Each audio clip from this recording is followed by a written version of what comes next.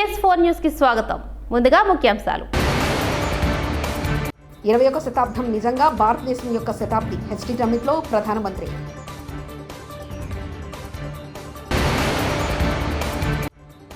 మూసీ మే లూఠో, ఢిల్లీకే భాటో, కేటీఆర్.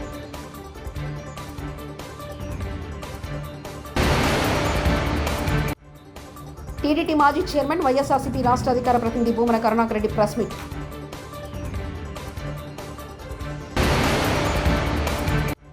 మంత్రి నారా లోకేష్ సమక్షంలో IIT Madras, AP ప్రభుత్వ ప్రతినిధుల నడుమ కీలక ఒప్పందాలు.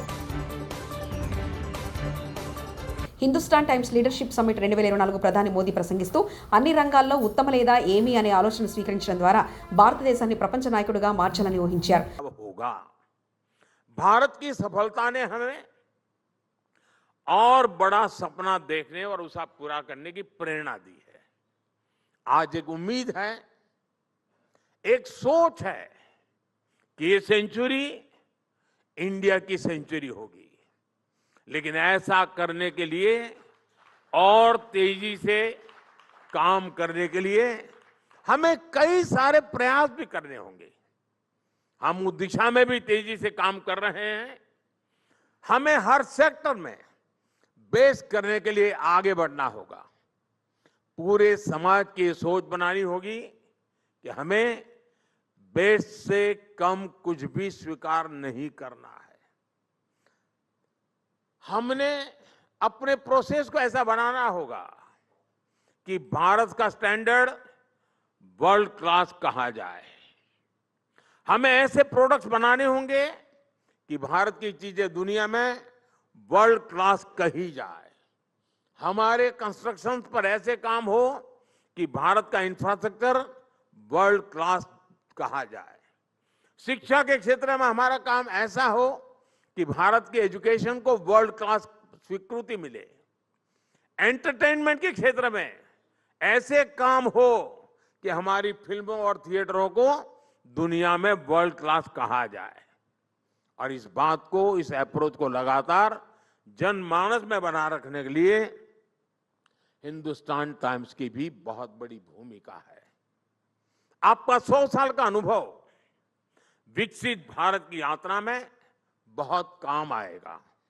విద్య, ఐటీ, ఎలక్ట్రానిక్ శాఖల మంత్రి నారా లోకేష్ సమక్షంలో ఐఐటీ మద్రాస్, ఏపీ ప్రభుత్వ ప్రతినిధుల నడుమ కీలక ఒప్పందాలు జరిగాయి. ఈ కార్యక్రమంలో మంత్రులు పొంగూరు నారాయణ, మండుపల్లి రాంప్రసాద్ రెడ్డి, బీసీ జనార్దన్ రెడ్డి, ముఖ్యమంత్రి కార్యదర్శి పద్యున్మ, ఉన్నతాధికారులు Krithika Shukla, Vijayaramaraju, Yuvaraj, Kannababu, IIT Madras director professor Vijayanath Ramakoti, Kamakoti, dean of planning Ramanujam Sarathi, MJ Shankar Raman, CEO IITM Pravarti technology foundation, professor Mahesh Panchagnula, మాజీ dean IITM corporate relations, professor Raveendran, head centre for responsible AI, Rajesh, IITM alumni, Chennai CEO అధికారి రిజ్వాన్ పాల్గొన్నారు. AP CRDA, maritime board, skill development, Vidya, investment, infrastructure, IT, RTGCS శాఖలతో IIT Madras ఒప్పందాలు కుదిరాయి.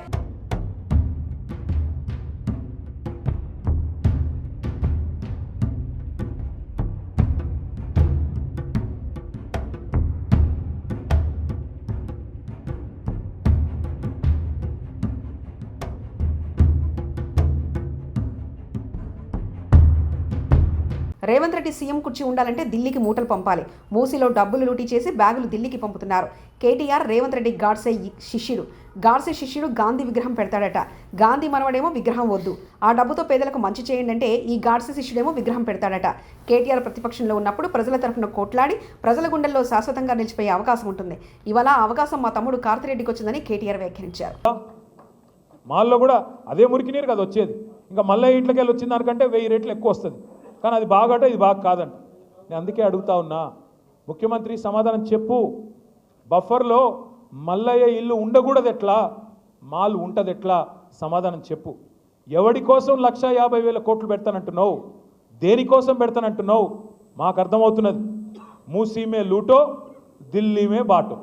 మూసీలో లూటో, ఢిల్లీ మే బాటో. ఎందుకు? నీ బాసులు ఢిల్లీలో ఉన్నారు, వాళ్ళ కోపం వస్తే నీ తుమ్మితో ఊడిపోయే ముక్కు నీది, ఎప్పుడు ఊసిపోతుందో తెలియదు. రాహుల్ గాంధీకి మూటలు పంపకపోతే ఆయన ఊకోడు. మళ్ళీ పైన ఇంకా ప్రియాంక గాంధీ గారు ఉన్నారు, ఇంకా చాలామంది పెద్దలు ఉన్నారు, వాళ్ళకు మూటలు పంపాల్సిందే. ఇక అడిగితే ఈ మధ్యన కొత్త పల్లె అందుకున్నాడు. బాపు ఘాట్లనట ఈయన పోయి భారతదేశంలో కాదు ప్రపంచంలో అతిపెద్దదైన మహాత్మా గాంధీ విగ్రహం పెడతారంట ఈయన ఎవరు? రేవంత్ రెడ్డి.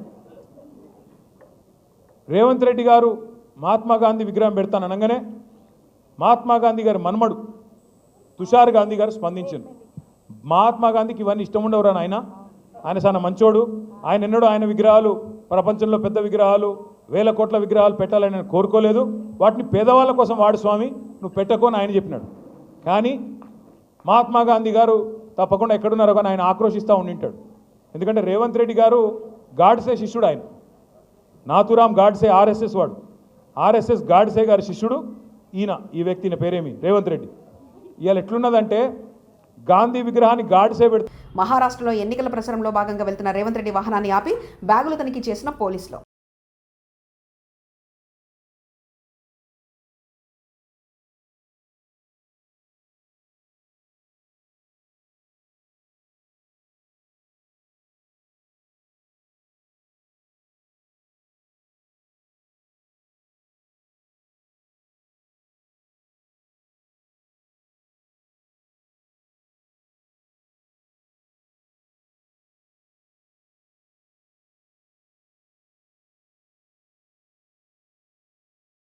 ఒరిజినల్ కాంగ్రెస్ పార్టీ కార్యకర్తలను చూస్తే బాధ అవుతుంది. గత 10 సంవత్సరాలు జెండా కూలీలుగా మారిన కాంగ్రెస్ కార్యకర్తలు రేవంత్ రెడ్డి వేరే పార్టీ నుంచి వచ్చి సీఎం పదవి అందుకొని పోయినట్లే వేరే పార్టీ నుంచి వచ్చిన వాళ్ళకు కండవా కక్కుపోయినా పదవులు వస్తున్నాయి. ప్రస్తుతం గ్రామాల్లో పదవులు తెచ్చుకుంటుంది కూడా 10 ఏళ్ళు అధికారం ఎంజాయ్ చేసిన వాళ్ళే. పట్లోల కార్తిక్ రెడ్డి ఈరోజు అధికారంలో కాంగ్రెస్ పార్టీ వచ్చిన తర్వాత ఇక మనోళ్ళే అవతలపోయి మళ్ళీ వాళ్ళే పదవులు తెచ్చుకుంటారు. మనోళ్ళు అంటే మన పార్టీ మొన్నటి వరకు ఉన్నారు, మనోళ్ళు ఏం కాదు, వాళ్ళు మొన్నటి వరకు మన పార్టీలు ఉన్నోళ్ళు. ఎంత విచిత్రం రాయందర్ నియోజకవర్గంలో అంటే ఇంకా కాంగ్రెస్ పార్టీ కండువాలు కూడా వేసుకోలేదు వాళ్ళకి నామినేటెడ్ పోస్టులు వచ్చినాయా లేదా? వచ్చినాయిలే. వాళ్ళు కనీసం కాంగ్రెస్ పార్టీ కండువా కూడా వేసుకోలేదు, వాళ్ళకు మాత్రం నామినేటెడ్ పోస్టులు బరాబర్ ఇస్తారు. కాంగ్రెస్ పార్టీ కార్యకర్తలు నిజంగా మిమ్మల్ని చూస్తుంటే నాకు నిజంగా బాధ వేస్తున్నది. మీరు ఇంకా జీవితం అంతా ముఖ్యమంత్రి కూడా వేరే పార్టీకి వెళ్ళి వచ్చి ముఖ్యమంత్రి అయినరు, మిగతా కార్యకర్తలు కూడా ఊర్లలో 10 ఏళ్ళు ఎంజాయ్ చేసిన వాళ్ళు కూడా అవతలికి వెళ్ళి వచ్చి పదవులు పొందుకొని పోతున్నారు. నిజంగా వాళ్ళని చూస్తుంటే బాధ వేస్తున్నది. ఈరోజు 10 సంవత్సరాలు మన కాడ అధికారం అనుభవించి అవతలు పోయిన ప్రకాష్ గౌడ్ గారే కానీ మిగతా నియోజకవర్గంలో ఎమ్మెల్యేలే కానీ నియోజకవర్గానికి ఏమీ చేయడానికి పోయిందనే విషయం ఈరోజు కూడా స్పష్టంగా ఒక్క విషయం కూడా చెప్పలేదనే విషయం మీ అందరికీ యాద్ చేస్తున్నా. బీఆర్ఎస్ పార్టీలో చేరిన కాంగ్రెస్ నేతలు రాజనగర్ నియోజకవర్గం మరికొండ మున్సిపాలిటీకి చెందిన కాంగ్రెస్ నేత మల్యాది నాయుడు మరియు ఇతర నాయకులు తెలంగాణ భవన్లో కేటీఆర్ సమక్షంలో బీఆర్ఎస్ పార్టీలో చేరిక కార్యక్రమంలో పాల్గొన్నారు. BRS MLA Sabitha Indra Reddy, Karthik Reddy. నేను నాయుడు గారికి ఒక విషయం చెప్పినాను. నాయుడు గారు మీరు కాంగ్రెస్ పాలకుర్తిలో డబుల్ బెడ్రూమ్ ఇళ్లు ఖాళీ చేయించిన అధికారులు. పాలకుర్తి నియోజకవర్గం దేవరుప్పల మండలం కండవెండి గ్రామంలో డబుల్ బెడ్రూమ్ ఇళ్లలోకి వెళ్లిన పేదలకు అనుమతులు లేవంటూ ఖాళీ చేస్తున్న అధికారులు. గ్రామ సభ ద్వారా మళ్లీ లబ్ధిదారులకు ఎంపిక చేసి ఇండ్లు అప్పగిస్తామని చేస్తున్న అధికారులు.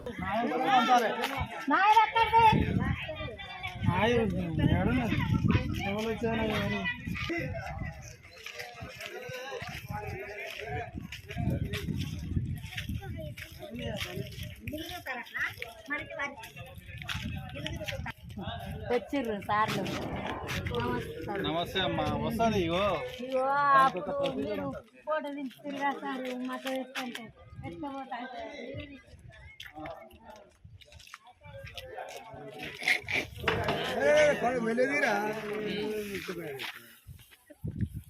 చట్టబద్ధత లేని దిశా చట్టానికి నిధులు కేటాయించిన విధానంపై ఎంక్వైరీ చేసి ఆ నిధులను ఏ విధంగా ఖర్చు పెట్టారో అన్నిటి మీద విచారణ జరిపించాలంటూ ఆదిరెడ్డి శ్రీనివాస్ రాజమండ్రి సిటీ ఎమ్మెల్యే వ్యాఖ్యానించారు.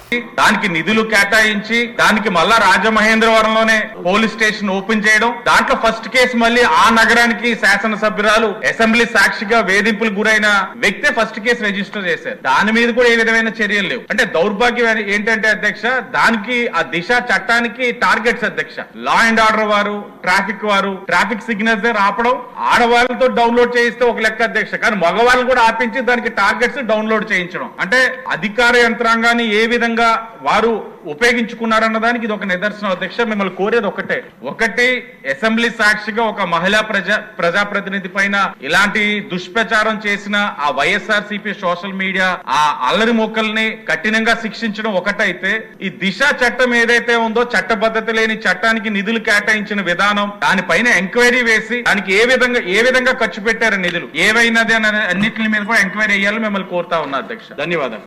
సొంత డబ్బా కొట్టుకోవడంలో సీఎం నారా చంద్రబాబును దిట్ట అని తిరుపతి మాజీ ఎమ్మెల్యే భూమన కరుణాకర్ రెడ్డి అన్నారు.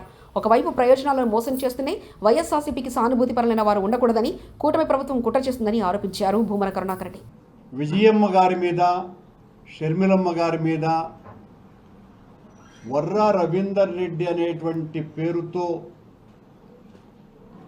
ఫేక్ ఐడీలు సృష్టించుకొని పెట్టినటువంటి తెలుగుదేశం పార్టీ సానుభూతి పరులు పెట్టినటువంటి పోస్టుల్ని కూడా వైఎస్ఆర్ కాంగ్రెస్ పార్టీకి ఆపాదించి ఇదంతా కూడా వైఎస్ఆర్ కాంగ్రెస్ పార్టీ వాళ్ళే చేస్తున్నారు, ఉచ్చ నీచాలు తెలియనటువంటి అమానవ జాతి వైఎస్ఆర్ కాంగ్రెస్ పార్టీ శ్రేణులు అనని చంద్రబాబు నాయుడు గారు వితండపు మాటలన్నీ కూడా మాట్లాడుతున్నారు.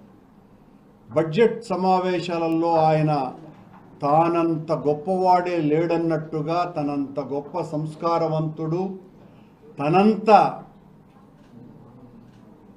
సంస్కరణవాది ప్రపంచంలోని ఎవరూ లేరని, అభివృద్ధికి తానే ఆద్యుడని, తన బుర్రలో అనేక రకమైనటువంటి ఆలోచనలు ఉన్నాయి, రాష్ట్రంలో ఆదాయం లేకపోయినా అప్పులమయమైపోయినా నా ఆలోచనలతో రాష్ట్రాన్ని దూసుకు వెళ్ళేటట్టు చేస్తాను అనని మాయమాటలన్నీ కూడా చాలా ఉత్తర ప్రగల్భాలు పలుకుతున్నారు.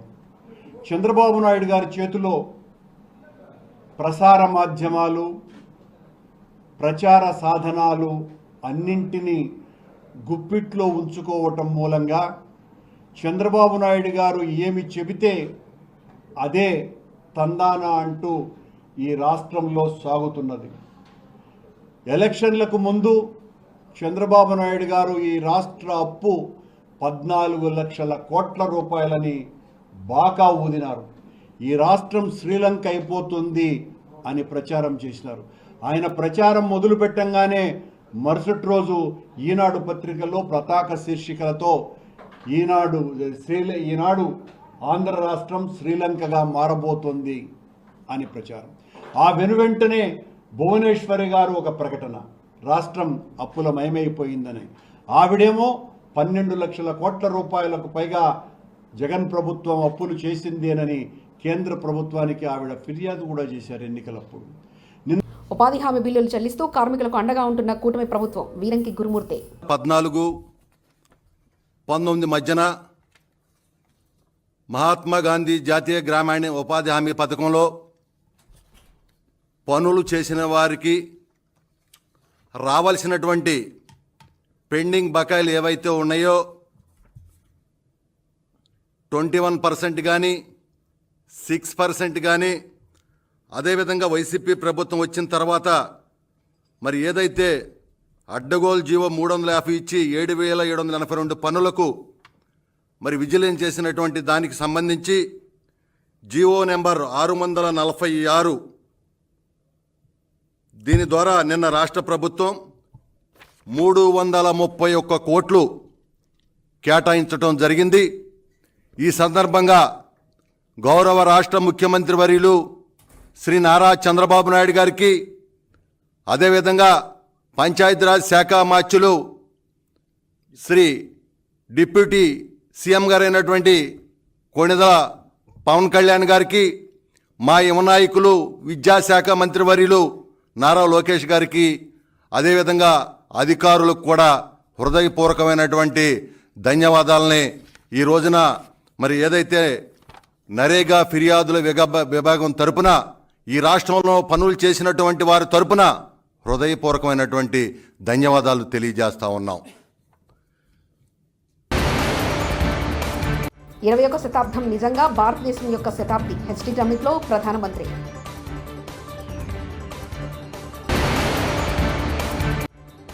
మూసీ మే లూఠో, ఢిల్లీకే భాటో, కేటీఆర్.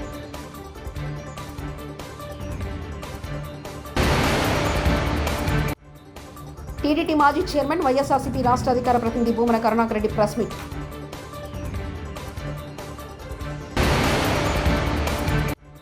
మంత్రి నారా లోకేష్ సమక్షంలో ఐఐటీ మద్రాస్, ఏపీ ప్రభుత్వ ప్రతినిధుల నడుమ కీలక ఒప్పందాలు. TS4 న్యూస్ ఇంతటితో సమాప్తం. చూస్తున్నారండి TS4 తెలుగు.